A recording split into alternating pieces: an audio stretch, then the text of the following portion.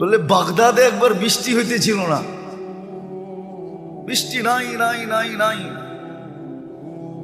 তো সুন্নত অনুযায়ী বাগদাদের ওলামা আল্লাহওয়ালা মানুষ সব বাগদাদের জামে মসজিদে জমা হয়েছে। ফজরের পরে ফজর পড়ছে, এশা পর্যন্ত দোয়া করছে, কিন্তু বৃষ্টির কোনো চিহ্ন হয় নাই। এশারের পরে চলে গেছে।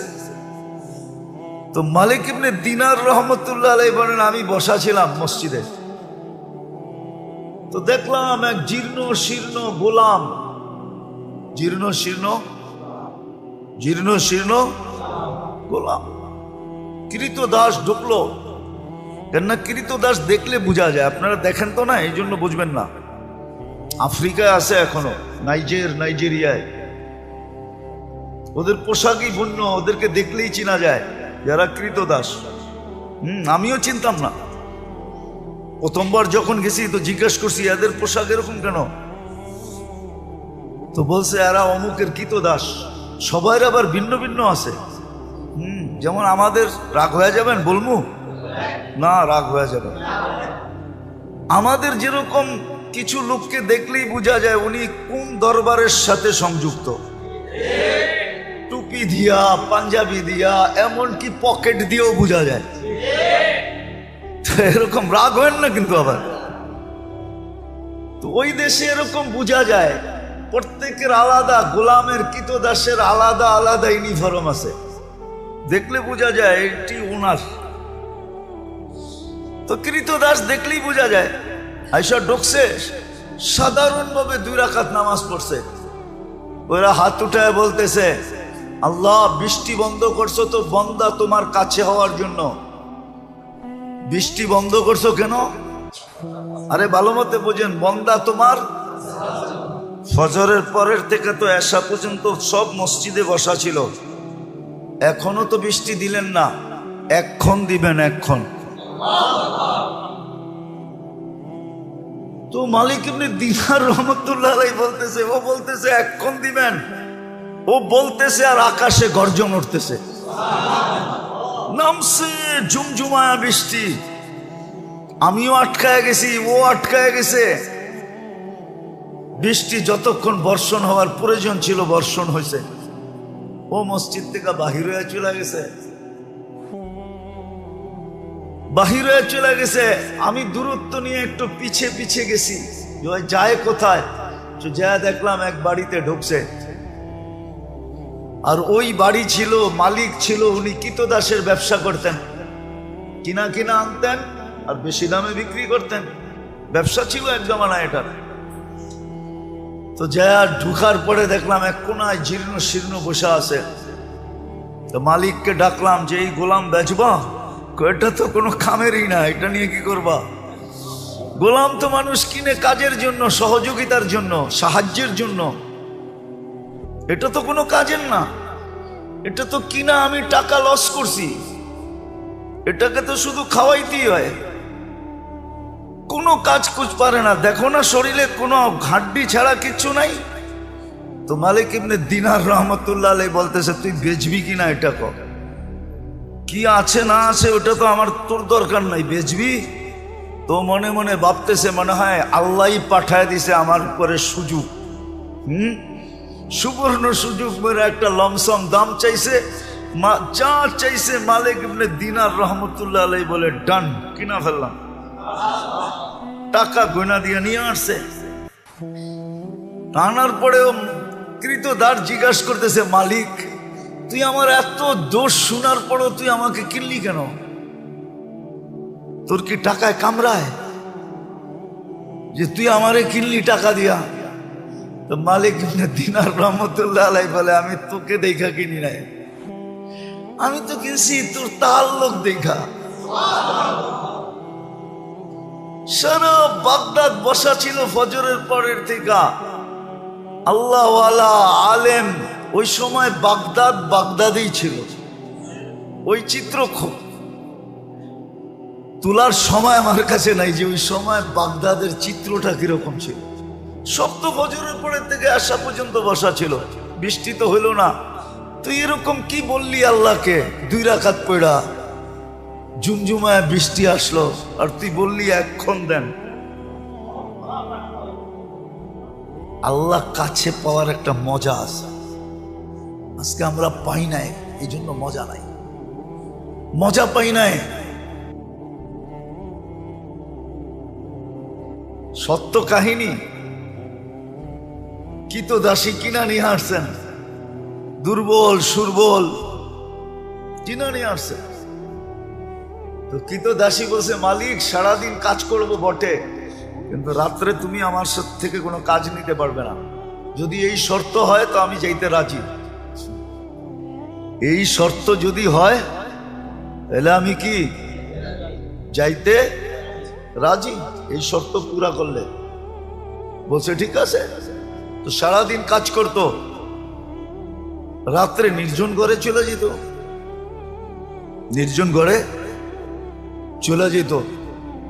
তো মালিকের একদিন আগ্রহ ঢুকছে যে ও যে আমাকে শর্ত লাগায় আসলো, শর্ত লাগায় যে আসলো যে রাত্রে কোনো কাজ নেওয়া যাবে না, দেখি ও রাত্রে করে কি। তো আস্তে আস্তে ছিদ্র দিয়ে দেখতেছে কি করে। তো দেখে সেজদায় পড়া কাঁদতেছে আর বলতেছে, তুমি যে আমাকে ভালোবাসো। কি বলতেছে? আল্লাহ তুমি যে আমাকে ভালোবাসো, ওই ভালোবাসার ওয়াস্তা তুমি আমাকে আরো কাছে করো। কাঁদতেছে। তো মালিক বাহির থেকে বলতেছে, ওই পাগলি, আল্লাহ যে তোকে ভালোবাসে এটা তুই কি করে বুঝলি? তুই বারবার বলতেছো তুমি যে আমাকে ভালোবাসো, তুমি যে আমাকে ভালোবাসো, তুই এটা বল যে আমি তোমাকে ভালোবাসি। তো কৃতদাসী সেজদার থেকে মাথা উঠাইছেন, মাথা উঠাইছেন, উঠায় বলতেছে, শুন, আল্লাহ যদি আমাকে ভালো না বাসতো তাইলে এই গভীর রাত্রে ওনার কদমে আমাকে রাখতো না, আর তোরে ল্যাপের ভিতরে ঘুম পড়তে দিত না। তুই ল্যাপের ভিতরে ঘুমাইতেছস, তোকে ভালোবাসে না দেখি তুই ল্যাপে আসস, আমাকে ভালোবাসে দিকে বিদায়ী কুদরতি পায়ে জাগা দিছে বইলে একটা চিৎকার দিছে, জান শেষ। মালিক বলে, বইলা তো নিজের ক্ষতি করলাম, কেননা টাকা দিয়ে কিনা আনছে, ক্ষতি হয়ে গেছে না, লস। কিন্তু করবে কি, দাফন কাফন তো করতে হবে। বাজারে গেছে কাফন আনার জন্য, আয়সা দেখে সবুজ কাফনে পেঁচানো, উপরে লেখা আছে ইন্না আউলিয়া আল্লাহি লা খাউফুন আলাইহিম ওয়ালা হুম ইয়াহজানুন। এই কোরআনের আয়াত উপরে লেখা ইন্না আউলিয়া আল্লাহি লা খাউফুন আলাইহিম ওয়ালা হুম ইয়াহজানুন। সত্য এটাই, সত্য এটাই। আমরা মনে প্রাণে চাই না যে আল্লাহর কাছে হই বা আল্লাহ আমাদের কাছে হোক। আরেকটা মনে উঠলো, এই জন্য বলতেছি, রব আল্লাহ। এই জন্যই তো আল্লাহ বলছিলেন যে আমি এমন রব, কাসসামার রিজক ফালা ইয়ানসা মিন খালকিহি আহাদ, সবারটা সময় মতো পৌঁছাই, কাউকে পৌঁছাইতে ভুলি না। হ্যাঁ হ্যাঁ, আমাদেরটা আগে পিছে হইতে পারে আমাদের কর্মের কারণে, কিন্তু মানুষ আর জিন ছাড়া কোনো প্রাণীর প্রয়োজন সময়ের 1 সেকেন্ড দেরি হয় না। হ্যাঁ, মনে উঠলো, এই জন্য বলতেছি, জানি না আপনাদের মনে আছে কিনা, মুসা আলাইহিস সালামের জামানায় অনাবৃষ্টি হইতেছিল, বৃষ্টি হয় না হয় না হয় না হয় না, জমিন শুকায়া কাঠ হয়ে গেছে। তো মুসা আলাইহিস সালাম বনি ইসরাইলদেরকে বলতেছিল, চলো আল্লাহর কাছে বৃষ্টির জন্য দোয়া করি। যেই খরা চলতেছে, কিছুদিন পরে কিচ্ছু থাকবে না। দেখেন না মাঝে মাঝে উন্নত দুনিয়া, দেখেন না আমেরিকা, কানাডা, ইংল্যান্ড, ফিনল্যান্ড, ইউরোপে মাঝে মাঝে দেখেন না বুশ ফায়ার হয়, বুশ ফায়ার, বুশ ফায়ার বোঝেন? আগুন লেগে যায়, দেখেন না জঙ্গলে? হ্যাঁ, অস্ট্রেলিয়াতে হয়, এবার তো আমেরিকায় হয়েছে জীবনের সেরা। তো এটা হলো খরার কারণে, শুকাইতে শুকাইতে শুকাইতে শুকাইতে এক সময় গরমের কারণে আগুন ধরা যায়। তো মুসা আলাইহিস সালাম চলছে বৃষ্টির জন্য, দোয়া করবে বনি ইসরাইলকে নিয়ে। আর আগে নিয়ম ছিল, যেদিন ইস্তেসকার নামাজ পড়বে ফজরের পরের থেকে কিছু খাবে না, রোজার মতো থাকবে, রোজার মতো। এমনকি বাচ্চাদেরকে মা দুধও দিবে না, জানোয়ারকে কোনো খাওয়া দিবে না, যেন সবাই আল্লাহর দিকে ফিরে। তো আধা রাস্তায় জয়া বলতেছে চলো, দোয়া করতে হবে না, বৃষ্টি চলে আসবে। বনি ইসরাইল একটু গারতারা জাতি ছিল, গারতারা, গারতারা বুঝেন? আবার বরিশালের মানুষ থাকলে চেতা যাইব, ঠিক না? মুই কি কম বুঝি, মোরে কম বুঝাইতে হইবে? মুই কি কম বুঝি? বনি ইসরাইল এরকমই ছিল। বলতেছে মুসা, দোয়াই তো করলাম না আলাইহিস সালাম, দোয়াই তো করলাম না, বৃষ্টি কোত্থেকে আসবে? তাইলে কষ্ট করে আনাইলাই কেন? তো পুরা জাতি তর্কে বিতর্কে জড়ায় গেছে মুসা আলাইহিস সালামের সাথে। তো মুসা আলাইহিস সালামের বলার ইচ্ছা ছিল না, তো বলছে শোনো, তোমাদের দোয়ার আগে পিপিলিকার দোয়া কবুল হয়ে গেছে। পিপিলিকা আল্লাহর কাছে দোয়া করছে, লিমা তুআদ্দিবুনা বিদুনুবি ইবাদিক, এলাহি তোমার বন্দার গুনার কারণে আমাদেরকে শাস্তি দাও কোন দুঃখে?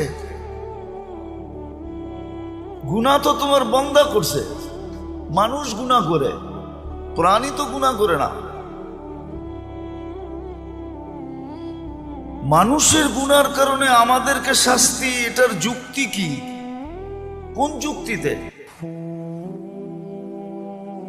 তো বলছে এই যে খরা, খাদ্যগুলা সব শুকায়া কাঠ হয়ে গেছে, আমাদের দাঁতগুলা নরম, চাবাইলে দাঁত ভাঙ্গা যায়, খাদ্য খাবো তো দূরের কথা, উল্টা দাঁত হারায়া ফিরে আসতে হয়। আর বৃষ্টি হলে খাদ্যের ভিতরে পানি ঢোকে, ওগুলা সফট হয়, নরম। পাওয়া রুটি তো এই জন্যই পাওয়া রুটি কয়, ঠিক না? টোস্টরে তো এই জন্যই টোস্ট কয়, ঠিক না? টোস্ট খাইলে মনে হয় যে কাঁকড়া ভাজা চাবাইতেছে, ঠিক না? কটকট খটখট শব্দ হইতেছে, ঠিক না? তো কয় যে নরম হইলে আমাদের খাইতে সুবিধা হয়। এখন তো সব কাঠ হয়ে গেছে, কামড় দিতে দেরি, দাঁত হারাইতে দেরি হয় না।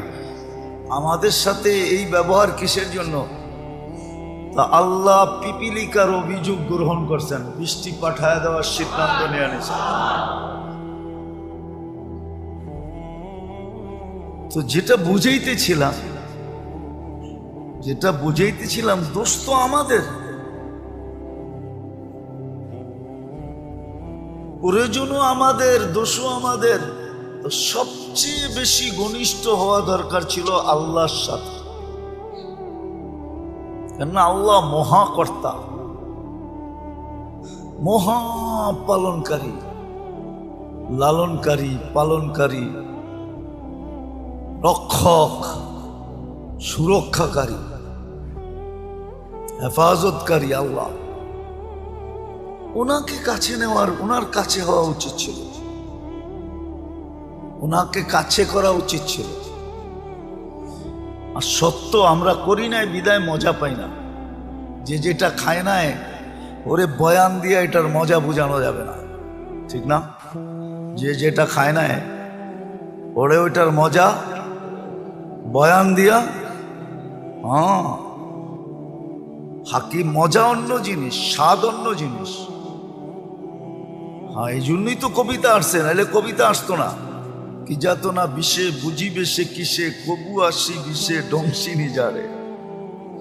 সাপের ব্যথা তো ওই বুঝবে যে যাকে সাপ ছোবল দিছে, ঠিক না? যাকে ছোবল দেয় না, আপনি কাউকে মাথা ব্যথা বুঝাইতে পারবেন? কিন্তু যার হয়েছে সে তো বোঝে।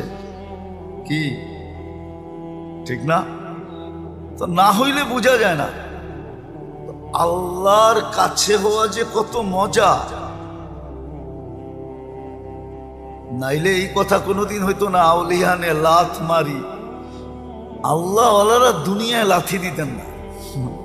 থাকে দুনিয়ার ভিতরে, লাথি দেয় দুনিয়াকে। এটা আপনার যুক্তিতে আসে নাকি? যে থাকতেছে দুনিয়াতে, খাইতেছে দুনিয়ারটা, পড়তেছে দুনিয়ারটা, লাথি দিতেছে কাকে? এটা হয় যুক্তিতে? কিন্তু ওনারা জানে কেন লাথি দিতেছে, কেন লাথি দিতেছে। সত্য এটাই। এই জন্যই দুনিয়ায় দুই দল হয়ে গেছে। একদল দুনিয়ার পিছে দৌড়াইতেছে, দুনিয়া ওদেরকে লাথি দিতেছে, ফুটবলের মতো লাইতাইতেছে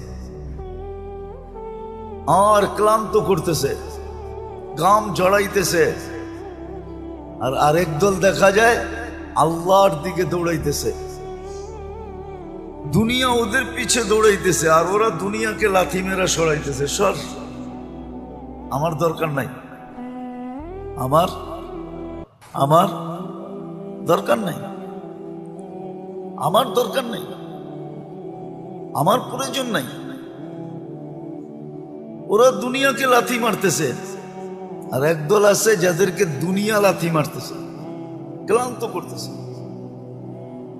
তো যেটা বুঝাইতেছিলাম, না না জানি না এতক্ষণ পর্যন্ত বুঝে আসছে কিনা, সবচেয়ে বেশি আমাদের উচিত ছিল আল্লাহকে সঙ্গে নেওয়া, আল্লাহর কাছে হওয়া। এটাই মুসলমানদেরকে আল্লাহ বুঝাইতে চাইছিলেন। কুল্লি কামা উরিদ আকুন লাকা কামা তুরিদ, আমি যেমন চাই তেমন করে দেখাও, তুমি যেমন চাবে আমি তেমন করে দেখাবো। কুল্লি কামা উরিদ আকুন লাকা কামা তুরিদ। আবার করার ভিতরে আল্লাহ যে করা চাইতেছেন আমার ভিতরে, আমার থেকে, আপনার থেকে, এটা কি অনেক বেশি? না, ওটো সীমা দিয়া দিছেন, সাধ্যের বাহিরে না, অতিরিক্ত না। অতিরিক্ত যদি বৈধ হইতো তাহলে এই হাদিস কোনোদিন হইতো না। তিনজনে বৈশা যুক্তি পরামর্শ করা, তিনজনে ঘোষণা দিতেছে আমি সারা রাত্র ইবাদত করব, আরেকজন বলতেছে আমি সারা জীবন রোজা রাখবো, আরেকজন বলতেছে আমি বিয়ে শাদী করব না। আল্লাহর রসুল শুনতেছে চুপচাপ। তিনজনের ঘোষণার পরে বলতেছে একটাও ঠিক না। আমি রাত্রে ঘুমাইও আবার সজাগ থাকি, ইবাদতও করি, আমি বিয়েও করছি একাধিক, আমি রোজাও রাখি আবার রোজাও ছাড়ি। বিদায় আমি যেটা করতেছি এটাই সঠিক। তোমাদেরটা যদিও আমার তুলনায় অনেক বেশি দেখা যাইতেছে, সারা রাত্র ইবাদত, কিন্তু এটা সঠিক না। ওয়ালি জাসাদিকা আলাইকা হাক্ক, তোমার শরীরেরও হক আছে। আরামের জন্য ঘুমও দরকার, ক্লান্তি দূরের জন্য ঘুমও দরকার, সুস্থতার জন্য ঘুমও দরকার। আল্লাহর রসুল বুঝেইছেন, তাহলে বুঝা গেল সাধ্যের বাহিরেও না, অতিরিক্ত না, সহজ করছেন। আল্লাহর কাছে হওয়া, আল্লাহ পাওয়া সহজ, সহজ ছিল। যদি আমি শিখতাম, যদি আমি করতাম, করলে সহজ, শিখলে সহজ। আমরা তো শিখিও না, করিও না, এই জন্য আমাদের কাছে কঠিন মনে হয়। অপরিচিত জায়গায় যাইতে মানুষ যাওয়ার আগেই ভীতু হয়, অনেক ভাবনা ভাবে, ঠিক না? তো না শিখলে কঠিন মনে হয়, না জানলে কঠিন মনে হয়। আসলে কঠিন না, আল্লাহ পাওয়া তো সহজ। অনেকবার বলছি, এবারও বলতেছি, বনি ইসরাইলের ওই বদমাশ, আল্লাহর জন্য তো শোভনীয় না শব্দটা, দুই শব্দে আল্লাহকে পটায় ফেলছে। রাজি করে ফেলছে, খুশি করে ফেলছে, নিজের পক্ষে নিয়ে নিছে। কেমন নেওয়া নিছে? আল্লাহ মুসা আলাইহিস সালামকে বলছে জানাজা আপনার পড়াইতে হবে,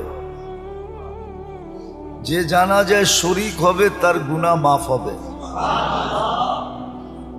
অথচ লিস্টেড বদমাশ। হ্যাঁ, বদমাশির দিক দিয়া পুরো বনি ইসরাইলের 1 নম্বর সেলিব্রিটি। বদমাশির দিক দিয়া সবাই চিনত বদমাশ, কিন্তু শেষ মুহূর্তে এসে এমন এক শব্দ বলছে, ইয়া মান লা তাদুররুহু যুনুব ওয়া লা তানফা। ও আল্লাহ, গুনায় তোর কোনো ক্ষতি সাধিত হয় না, আর লাভও হয় না, না লস না লাভ। ওয়ালা তানকুসুহুল মাগফিরা, মাফ করে দিলে তোর ভান্ডারে কমেও না। ফাআমুতু ফরিদান ওয়াহিদা, দেখ আমি লোকালয়ের বাহিরে একা একা পড়া মরতেছি। ওয়া আনতা কুলতা আনতাল গফুরুর রহিম, আর আপনি নাকি গফুরুর রহিম। মাফ যদি না করলেন তো আপনি গফুরুর রহিম হইয়া আমার লাভটা হইল কি? এতটুক কথা বুঝলে অনেক কিছু, না বুঝলে কিছুই না। আল্লাহকে বিলকুল পক্ষে নিয়ে আসছে, বুঝার বিষয়। আজকে আমাদের সবচেয়ে বেশি যাকে কাছে করা দরকার ছিল, সঙ্গে লওয়া দরকার ছিল, বিশেষ করে মুসলমান, বিশেষ করে উম্মতে মুহাম্মদ। হায়, বিশেষ করে উম্মতে মুহাম্মাদি। কেন আমাদের পরে তো আর কোনো উম্মত নাই যে আল্লাহ কারোর জন্য কিছু রাখবেন। আমাদের পরে তো কোনো উম্মত নাই, আছে নাকি? হ্যাঁ, যে কারোর জন্য কিছু রাখবেন। পিছনে কেউ থাকলে না তার জন্য কিছু উঠায় রাখে, ঠিক না? বাঁচায় রাখে, ঠিক না? আমাদের পরে তো উম্মত নাই, কার জন্য বাঁচাবেন, কার জন্য উঠায় রাখবেন, কার জন্য আলাদা করবেন, কার জন্য পৃথক করবেন? অ্যানালাইসিসের বিষয়। আমাদের নবীজির পরে তো নবী নাই, আছে নাকি? মুহাম্মদুর রাসূলুল্লাহর পরে কেউ আছে? হ্যাঁ, আপনি যদি মনে মনেও ভাবেন তারপরেও গুনাহ। মুহাম্মদুর রাসূলুল্লাহর পরে কোনো নবী নাই, কোনো রসুল নাই, খাতামান নাবিয়্যিন। অনেক সময় আমাদের সমাজের কিছু মানুষ আছে ধোকায় পড়ে, আপনিও ধোকায় পড়তে পারেন। হ্যাঁ, কিন্তু আমি বলবো গুই সাপের মতো বিদ্যাও আপনার, আকল আপনার কাছে নাই। হাদিসে দাব আছে, দাব। গুই সাপকে আল্লাহ রসুল জিজ্ঞাসা করছিলেন, কুল মান আনা, আমি কে? তো গুই সাপ স্বীকারোক্তি দিছে, আনতা রাসূলুল্লাহ রাব্বিল আলামিন, সমস্ত জগতের রবের রসুল, খাতামান নাবিয়্যিন। অনেক মিথ্যাবাদী আসবে, সব মিথ্যা, আপনিই সর্বশেষ নবী। গুই সাপ বুঝলে আপনি বোঝেন না কেন? আগেরটাও বলছে মান আমানা বিকা ফাস, যে আপনাকে ধরে রাখবে সেই কামিয়াব হবে। মান কাদিবা খাবা ওয়া খাসির, যে আপনার থেকে দূরে সরবে ও চির হতভাগা হবে। আমার আজকে ভাগ্য খুলে গেছে। লাব্বাইক ওয়া সাদাইক ইয়া সাইনা ওয়া ইয়াউমিল কিয়ামা। ও কিয়ামতের বাদশা, আমার ভাগ্য খুলে গেছে। আপনার তো গুই সাপের সমানও বিশ্বাস নেই। তো যেটা বলতেছিলাম, আল্লাহর কাছে হওয়া দরকার ছিল, আল্লাহকে কাছে করার দরকার ছিল, কসম খোদা। এই জন্যই চিৎকার ছিল, চিৎকার। আমরা পড়ি তো না, জানি তো না। এই জন্যই সাহাবা সবসময় চিৎকার দিতেন, ইয়াকফিনি আল্লাহ, আল্লাহু কাফিন, আল্লাহ আমার জন্য যথেষ্ট। খালেদ রাদিয়াল্লাহু তাআলা আনহুর কথা হাজারো বার আছে। উনি যুদ্ধের ময়দানে যখন নামতেন তো সবাই ওনাকে সতর্ক করতেন, খালেদ তুমি একা, সামনে হাজার হাজার, তো ওনার চিৎকার এটাই হইতো, আল্লাহ আমার জন্য যথেষ্ট, সরেন থেকে।